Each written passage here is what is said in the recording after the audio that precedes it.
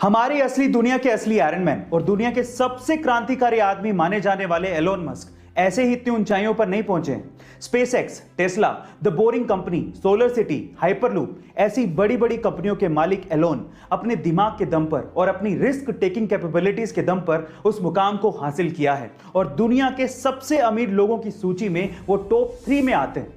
आज इस वीडियो में हम लोग एलोन मस्क की ऐसी 3 कहानियां जानेंगे जिन्होंने उन्हें इस ऊंचाई पर पहुंचाया है। गाइस, अगर आप ये 3 कहानियां ध्यान से सुनेंगे तो मैं आपसे गारंटी लेता हूं कि आप भी अपनी जिंदगी में पॉजिटिव बदलाव लाकर सक्सेस को पाने की कोशिश करेंगे। उनकी पहली कहानी जुड़ी है उनके बचपन से। जब एलोन मस्क छोटे थे तो उनके माता पिता का तलाक हो गया था। ऊपर से जिस स्कूल में वो जाते थे उन्हें वहां पर कोई भी पसंद नहीं करता था, उन्हें बुली किया जाता था। एक बार तो उनके स्कूल के बच्चों ने एलोन को इतना मारा कि वो 7 दिन के लिए हॉस्पिटलाइज हो गए थे। किसी को भी एलोन में कुछ भी खास नजर नहीं आता था। ऊपर से उनके पेरेंट्स को एलोन में एक प्रॉब्लम नजर आने लगी थी। जब भी घर वाले एलोन को बुलाते तो उन्हें कुछ सुनाई ही नहीं देता, वो कुछ जवाब ही नहीं देते थे। शुरू में घर वालों को यह लगने लगा कि उसके कान खराब हो चुके हैं। इसी वजह से एलोन को कान के डॉक्टर के पास ले जाया गया और उनकी सर्जरी करवाई गई ताकि उनकी सुनने की क्षमता बढ़ सके। लेकिन उसके बावजूद भी घर वाले जब भी बुलाते एलोन कोई जवाब ही नहीं देते। लेकिन बाद में समझ में आया कि यह साधारण सा दिखने वाला लड़का एक असाधारण क्षमता रखता है और वो क्षमता है एकाग्रता की, यानी कि कंसंट्रेशन की। जब भी एलोन मस्क कोई काम करते तो वो उसमें इतने डूब जाते कि आसपास क्या चल रहा है उन्हें कुछ भी एहसास ही नहीं होता।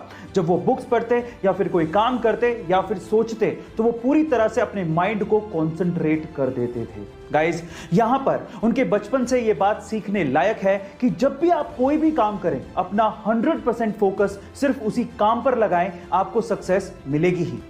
अगली कहानी जुड़ी है उनकी टीनेज से। गाइस, बुक्स पढ़ने की आदत उन्हें बचपन से ही लग चुकी थी और पेरेंट्स तक को पता था कि अगर एलोन घर पे नहीं है तो वो पक्का घर के किसी आसपास की लाइब्रेरी में बैठकर बुक्स पढ़ रहे होंगे। उन्हें बुक्स पढ़ने की आदत इतनी ज्यादा थी कि लाइब्रेरी की बुक्स वो खत्म कर चुके थे और जब कुछ नहीं बचा तो उसके बाद उन्होंने एनसाइक्लोपीडिया तक चाट डाली थी। अपनी पढ़ाई को आगे कंटिन्यू करने के लिए उन्होंने साउथ अफ्रीका छोड़ा और वो कनाडा शिफ्ट हो गए। बाद में हायर स्टडीज के लिए वो यूएस चले गए। तब यूएस में जॉब्स के क्राइसिस बहुत ज्यादा थे, लेकिन इंटरनेट का क्रेज बहुत बूम पर था।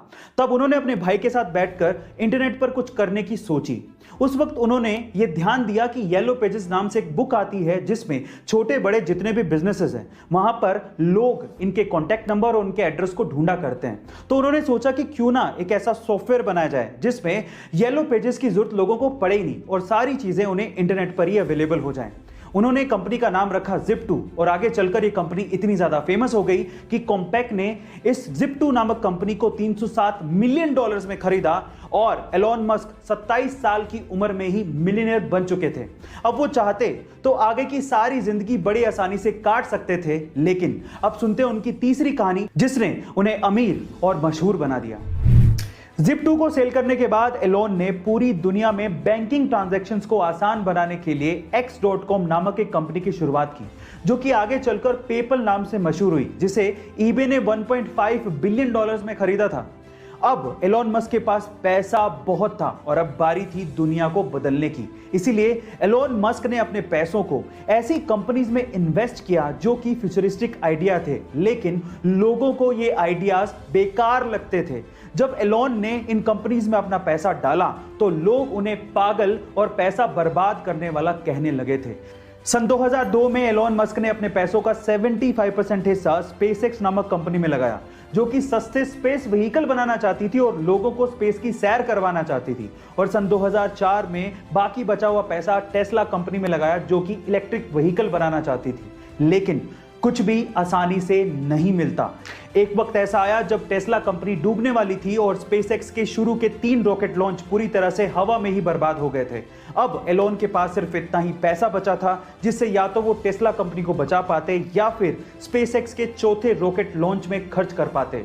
फिर से उन्होंने हिम्मत दिखाई, रिस्क उठाया और अपना पैसा स्पेसएक्स के चौथे रॉकेट लॉन्च में लगाया, जो कि फॉर्चुनेटली सक्सेसफुल रहा और नासा ने तब एलोन मस्क को बैक किया, $1.6 बिलियन की फंडिंग दी।